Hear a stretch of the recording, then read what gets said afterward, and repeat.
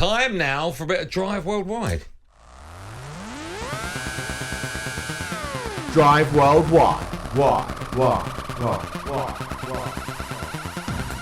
Yeah, it's time for Drive Worldwide, where we look at some of the big talking points from across the world of European football. And we'll do it in the company this evening of our German football expert, the wonderful Kevin Hatchard, who joins us. Hello, Kev. How are we, chaps? You well? We are very well. How are you? Is this live? Yeah. Hello, Kev. Yes, how are we, chaps? You well? It's live. It's happening, Darren. Yes, Kev, what's happening? You're Right right. here. I thought you could see it. I thought you just repeated it word for word, so bet you wouldn't have. So much so, I can tell you that actually they beat Hertha's reserves in that cup final back in '93. Yeah. Yes, it was Hertha's second team. Why? What happened to the first one? Well, they obviously didn't get through. Okay, good on. Did very well. Who scored for Leverkusen? Ulf Kirsten, I think, got the. Oh win yeah, on him. that Yeah, good one. player. Him. Oh, yeah, it was a header. I imagine. No, it I've no probably was, knowing him. We've got lots to talk to you about. We'll talk about Harry Kane in just a moment. That was going to be the first thing we spoke about until we learnt, of course, that Oliver Glasner has become the new Crystal Palace manager. The obvious question to ask, I suppose, is what kind of football can Palace fans expect to see? Physical football, winning football, in the sense that if you look at wherever he's been, when he was at Lask, he not only got them promoted in Austria, but he took them into Europe. When he got to Wolfsburg, he managed to get that team into the Champions League spots, which was a big achievement at the time. And when he left them, they actually then nearly got relegated. So it shows the impact that he had. Then he went to Frankfurt. He managed to win the Europa League with Frankfurt, which was an enormous achievement as well. And in terms of what he did after that, the league form kind of drifted away a bit, as you'd expect, given they were concentrating on cup competitions, but he got them to the cup final in his final season as well. So certainly very effective.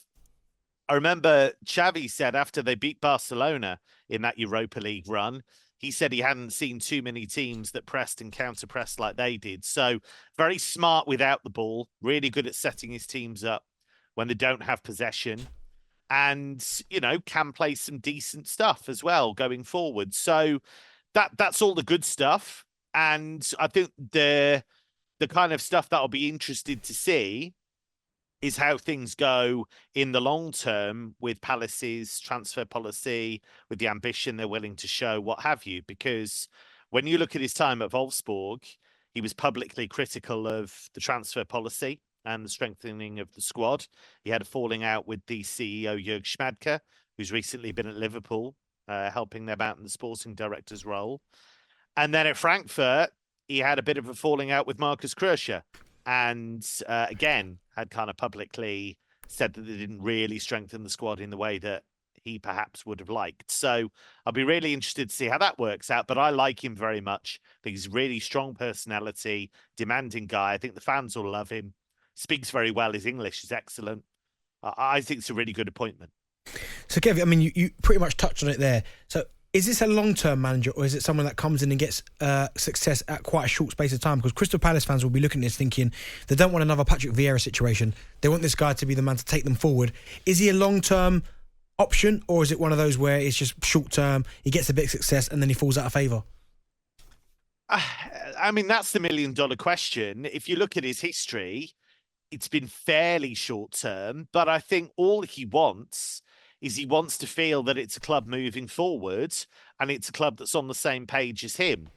Now, whether it's, the fact that he is demanding causes problems as other successful coaches have, we'll see.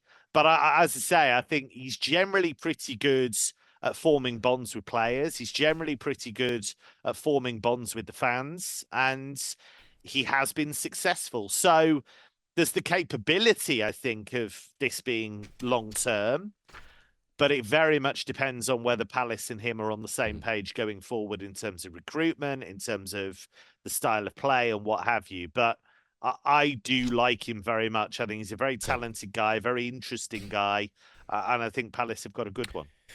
From good to bad, let's talk about Harry Kane. Another awful week for he at Bayern Munich. They lost again at the weekend. They're second in the Bundesliga, 8 points behind top of the league, Bayer Leverkusen.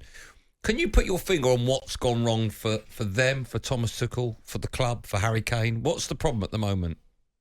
So I think there've been issues at all levels. I've said to you guys before, I think some of the transfer business was mixed. I think they focused too much on getting Kane in the summer. It was a brilliant move, and I believe it will, be very successful in the fullness of time. And he's already got 25 league goals, so we can't really have a go at him.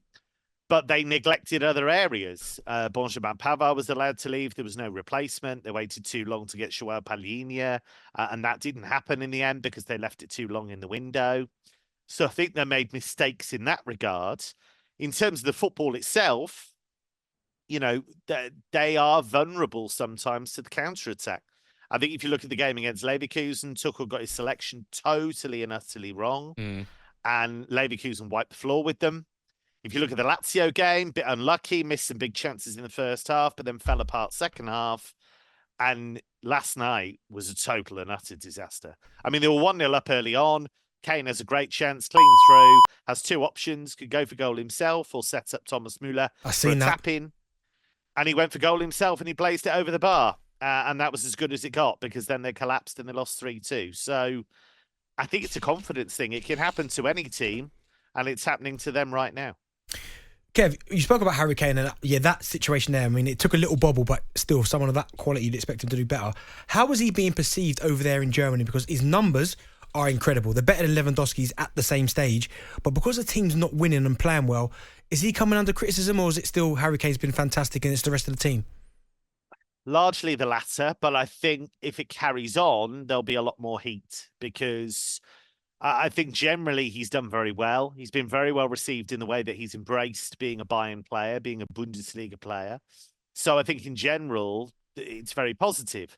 The problem is, at Bayern, every draw is a disaster. So if you lose 3 in a row, and it's the first time they've done that in 9 years, Wow. then there's going to be a lot of heat on everybody. So, Thomas Tuchel for now is still in charge. I believe that's mainly because they don't see a clear alternative. There's been talk of Hansi Flick. That's not a surefire thing. He had a bit of a disastrous spell with Germany. Xabi Alonso, of course, they'll talk about for the summer, but Liverpool is an obvious rival for him. So it's all a bit up in the air at the moment. Can I ask? I'm not linking the two, but is Eric Dyer currently playing? Came on a sub yesterday. Right.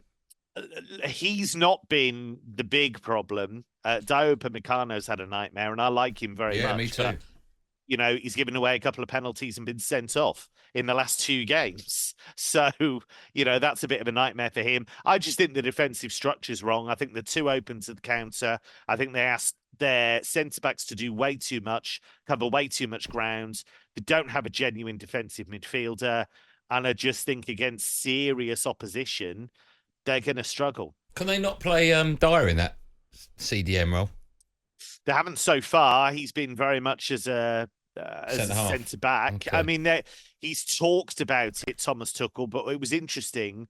I wondered if they kind of paint him as a kind of utility player, but Tuchel was adamant from the get-go. We see him as a central midfielder. But there's an interesting point on that just quickly. Joshua Kimmich got the hook not long past the hour yesterday. And there was a lot of talk that he had a big falling out with one of the coaching staff. There was a bit of a scuffle, and he is seething, I think, at the moment because he's lost a bit of confidence. Thomas Tuchel was quite scathing about him publicly in the summer. It's not going well. No. Just quickly, you said he's not necessarily under pressure to get sacked. But if they lose, they're 1-0 down against Lazio. I think the return leg is not this week, the following week. If they lose that and they crash out of the Champions League, surely then. Oh, no, he's under pressure. But I'm talking about them pulling the trigger. Yeah. The reason they've not got rid of him now is because they don't have a clear alternative they can agree on. But make no mistake, they've got Leipzig coming up at the weekend.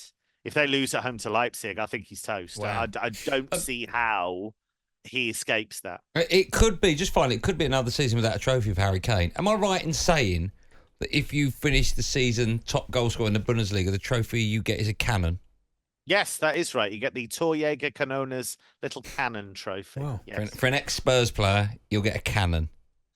That's horrific, isn't it? The ultimate irony. Yeah, that's horrific. Kev, listen, we love talking to you. Thanks for helping us out at such short notice. You're Thanks, a Kev. superstar. Thanks so much for your time. Have a good one. Cheers, chaps.